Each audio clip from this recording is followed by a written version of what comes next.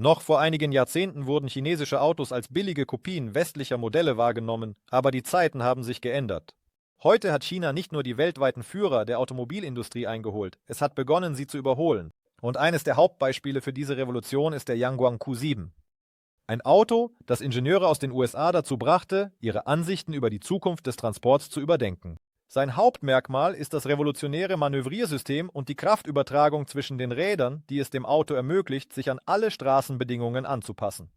Stell dir ein Auto vor, das buchstäblich die Oberfläche unter sich spürt, den Antrieb sofort umverteilt und praktisch keinen Grip verliert, selbst auf blankem Eis oder in den Sanden der Wüste. Solche Technologien wurden erstmals nur in teuren Sportwagen eingesetzt, aber die Chinesen haben sie in den Massenmarkt eingeführt. Der chinesische Automarkt kopiert nicht mehr den Westen.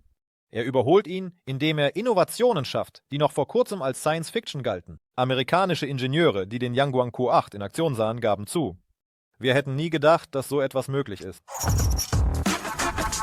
Heute setzen gerade chinesische Autos die Trends und lassen das Bild von China als Land der Nachahmer hinter sich. Eines der Symbole für diesen Wandel ist das Unternehmen NIO, das in rekordverdächtig kurzer Zeit nicht nur den internationalen Markt erobert hat, sondern auch ein ernsthafter Konkurrent für Tesla geworden ist. Die neueste Entwicklung des Unternehmens, das Modell ET9, beweist, dass China nicht mehr aufholt, sondern voraus ist. Dieses Auto vereint die Leistung eines Supersportwagens, intelligente Technologien und Benutzerfreundlichkeit. Die zuvor nur in Premium-Modellen zu finden war, der NIO ET9 ist nicht nur ein Elektroauto, sondern ein wahrer Monster auf Rädern. Der Sprint auf 60 Meilen pro Stunde dauert weniger als 3 Sekunden und das Steuerungssystem verteilt die Leistung so, dass der Fahrer unter allen Bedingungen volles Vertrauen auf der Straße hat. Besonderes Interesse weckt das Batteriesystem. Anstatt auf das Aufladen zu warten, fährt der Fahrer einfach zu einer speziellen Station und ein robotergesteuerter Mechanismus ersetzt die Batterie in wenigen Minuten. Das verändert das Verständnis von Elektrofahrzeugen vollständig. Sie machen sie genauso bequem wie traditionelle Autos mit Verbrennungsmotor. China entwickelt nicht nur neue Automodelle, sondern überarbeitet das gesamte Konzept des städtischen Verkehrs. In den Bedingungen der Metropolen, wo Staus ein unverzichtbarer Teil des Lebens geworden sind, haben chinesische Ingenieure eine radikale Lösung vorgeschlagen. Ihre Antwort sind hybride Transportsysteme, die die Möglichkeiten von Bussen, Straßenbahnen und autonomem Fahren vereinen. Eines der auffälligsten Beispiele ist der intelligente Straßenbahnbus, der in der Lage ist, auf speziellen Spuren zu fahren, um Staus zu umgehen und bei Bedarf normale Straßen zu nutzen. Dieses Verkehrsmittel benötigt keine Schienen. Es orientiert sich mit Hilfe von Sensoren, die es ihm ermöglichen, der Route genau zu folgen, als ob es auf echten Schienen fahren würde. Ein solches Konzept löst mehrere Probleme gleichzeitig. Erstens werden Staus vermieden, da sich die Verkehrssysteme in Echtzeit anpassen. Zweitens wird die Belastung der Straßen verringert, indem die Anzahl der privaten Autos reduziert wird. Und am wichtigsten, es macht die Fahrten schneller und bequemer. Wenn solche Systeme massenhaft in Betrieb genommen werden, werden traditionelle Busse und Straßenbahnen für immer veraltet sein. China ist wieder einen Schritt voraus. Während einige Länder auf traditionelle Autos und öffentliche Verkehrsmittel setzen, überdenkt China das gesamte Konzept der persönlichen Mobilität. Die neuen Fortbewegungsmittel sind nicht nur bequem, sie verändern den gesamten Ansatz des städtischen Transports. Sie bieten kompakte, wendige und umweltfreundliche Lösungen für diejenigen, die schnell und ohne Staus unterwegs sein möchten. Eines der erstaunlichsten Beispiele sind die Driftroller Xiaomi SICK Drift W1. Das sind kleine motorisierte Plattformen, die direkt an den Füßen befestigt werden und es dem Benutzer ermöglichen, sich frei in der Stadt zu bewegen. Dank präziser Sensoren und leistungsstarker Elektromotoren bieten diese Geräte hervorragende Stabilität, hohe Geschwindigkeit und die Möglichkeit, komplexe Manöver auszuführen, indem man buchstäblich über die Straßen gleitet. Ein weiteres, nicht weniger beeindruckendes Erfindung ist das elektrische Einrad InMotion Adventure V14. Das ist ein kompaktes Rad mit integriertem Gyroskop, das es ermöglicht, auf mehrere Dutzend Meilen pro Stunde zu beschleunigen, während es das volle Gleichgewicht ohne Fahrerunterstützung hält. Der Benutzer kann die Bewegung einfach steuern, indem er die Neigung des Körpers ändert, und das Stabilisierungssystem macht die Fahrt so glatt und sicher wie möglich. Die Chinesen sind überzeugt, dass die Zukunft der individuellen Mobilität gehört. Anstatt im Verkehr stecken zu bleiben oder von Fahrplänen des öffentlichen Verkehrs abhängig zu sein, ermöglichen solche Geräte, sofort an den gewünschten Ort zu gelangen und dabei minimalen Platz auf den Straßen einzunehmen. Afrika beginnt, Wasserstofftechnologien zu entwickeln. Und obwohl es noch zu früh ist, von einer vollständigen Verkehrswende zu sprechen, sind die ersten Schritte in diese Richtung bereits gemacht. Einige Länder wie Südafrika und Marokko setzen aktiv auf grünen Wasserstoff als vielversprechenden Treibstoff der Zukunft. In Südafrika werden Programme wie Hydrogen South Africa, HISA, umgesetzt, sowie Initiativen zur Schaffung eines Wasserstofftals, das zum Zentrum für die Produktion und Verteilung von umweltfreundlichem Wasserstoff werden soll. Wasserstofftechnologien finden nicht nur in der Energiebranche, sondern auch im Transportwesen Anwendung. Ein Beispiel ist der Wasserstoff-Brennstoffzellen-LKW von Anglo American, der bereits in den Minen des Landes getestet wird. Der Hauptvorteil des Wasserstofftransports ist die hohe Autonomie und das schnelle Auftanken. Im Gegensatz zu Elektrofahrzeugen, die Stunden zum Aufladen benötigen, werden Wasserstofffahrzeuge in nur wenigen Minuten betankt und ihre Reichweite übertrifft die von herkömmlichen Elektroautos erheblich. Experten weisen jedoch darauf hin, dass die Umweltfreundlichkeit solcher Fahrzeuge von der Methode der Wasserstoffgewinnung abhängt. Wenn er unter Verwendung fossiler Quellen hergestellt wird, kann sein CO2-Fußabdruck erheblich sein. Deshalb liegt der Schwerpunkt auf der Entwicklung von grünem Wasserstoff, der mit Hilfe erneuerbarer Energiequellen wie Sonne und Wind gewonnen wird.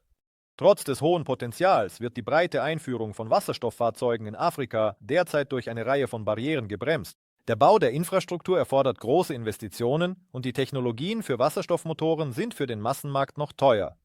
Länder mit reichen Sonnenressourcen könnten jedoch zu globalen Zentren der Wasserstoffproduktion werden und langfristig könnte Afrika zu einem Schlüsselakteur auf diesem Markt werden.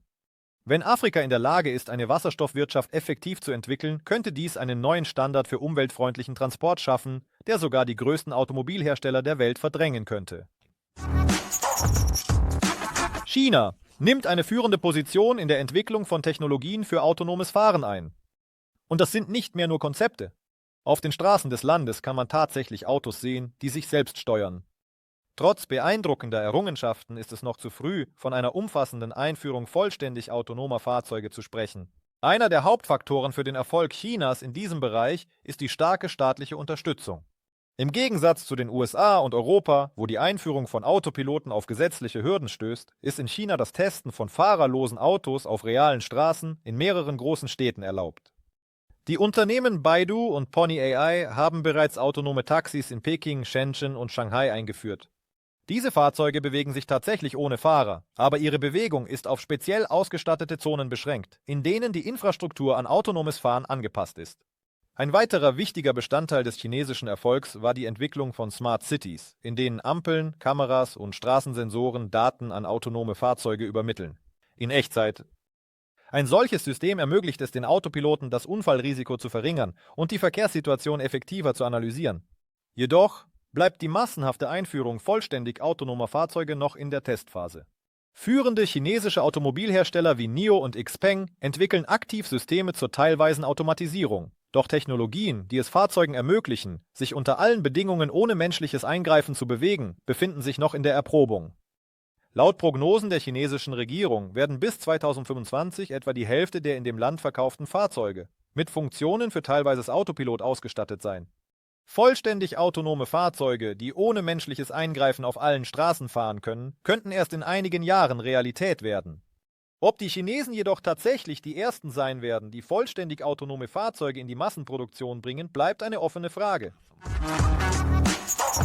Fliegender Verkehr war lange Zeit Science Fiction, aber heute arbeiten China und Afrika aktiv daran, ihn zu einem Teil des Alltagslebens zu machen. Während in den USA und Europa weiterhin Diskussionen über Sicherheit und gesetzliche Hürden stattfinden, testen chinesische Ingenieure bereits die ersten Prototypen und afrikanische Unternehmen bereiten sich darauf vor, in den kommenden Jahren Aerotaxis einzuführen. Eines der ehrgeizigsten Projekte ist der XPeng Aero HT.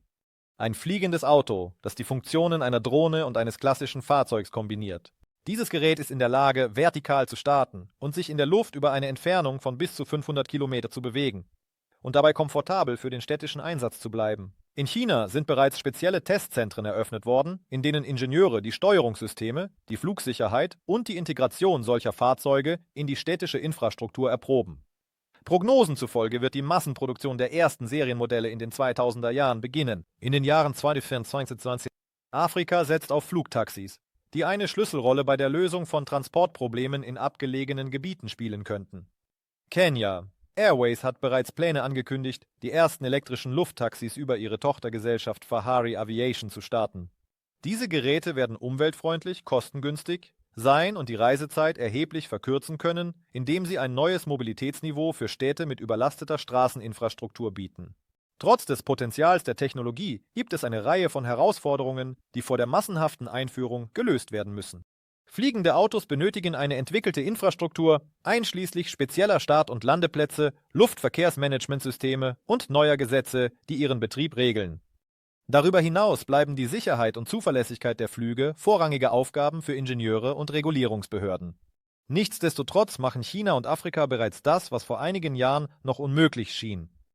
Während in den meisten Ländern Drohnen für Filmaufnahmen und Warenlieferungen genutzt werden, retten sie in China bereits Leben. In abgelegenen Gebieten, wo Krankenhäuser hunderte von Meilen entfernt sind und Straßen praktisch nicht existieren, haben unbemannte Luftfahrzeuge eine echte Revolution im Gesundheitswesen ausgelöst. In China entwickelt die Regierung aktiv medizinische Logistiksysteme, indem sie Drohnen für die Lieferung von Spenderblut, Impfstoffen und Medikamenten einsetzt. In abgelegene Dörfer und Bergregionen. Solche Geräte, die mit einem autonomen Steuerungssystem ausgestattet sind, können riesige Entfernungen in wenigen Minuten überwinden und die Transportzeit lebenswichtiger Medikamente von mehreren Stunden auf 20-30 Minuten verkürzen. In Afrika ist die Situation noch komplizierter. Viele Ortschaften sind vollständig von medizinischer Hilfe abgeschnitten und die Lieferung von Medikamenten mit herkömmlichen Transportmitteln dauert zu lange. Deshalb haben Länder wie Ruanda und Ghana ein System medizinischer Drohnen eingeführt, die regelmäßig Antibiotika, Gegengifte und Impfstoffe liefern. Das bekannteste Projekt ist Zipline. Es hat bereits Tausende von Leben gerettet, indem es Drohnen zu einem integralen Bestandteil des Gesundheitssystems gemacht hat. Die Verfügbarkeit von Transportmitteln ist eines der Hauptprobleme, mit denen Millionen von Menschen weltweit konfrontiert sind. China und Afrika, die die Bedeutung dieses Themas verstehen, arbeiten aktiv an der Entwicklung innovativer Lösungen, die die Fortbewegung für alle, einschließlich Menschen mit Behinderungen, erleichtern könnten. Obwohl sich diese Technologien noch in der Einführungsphase befinden, wecken sie bereits ernsthaftes Interesse bei Ingenieuren weltweit. In China werden aktiv intelligente Transportsysteme entwickelt, die das Autofahren so bequem wie möglich machen. Einige Prototypen ermöglichen bereits die Nutzung von Sprachbefehlen und Elementen der künstlichen Intelligenz, um Fahrern mit eingeschränkter Mobilität zu helfen. Allerdings sind solche Systeme noch nicht weit verbreitet, sondern befinden sich noch in der Testphase und im lokalen Einsatz. Nichtsdestotrotz gibt die Integration des Transports in intelligente Städte Hoffnung, dass in den kommenden Jahren wirklich bequeme und zugängliche Fahrzeuge entstehen werden. Für alle Bürgerkategorien. In Afrika ist das Problem der Zugänglichkeit von Transportmitteln besonders akut. In einigen Ländern werden lokale Initiativen zur Schaffung von extrem günstigen Autos umgesetzt, die die Mobilität für Menschen mit niedrigem Einkommen zugänglicher machen könnten.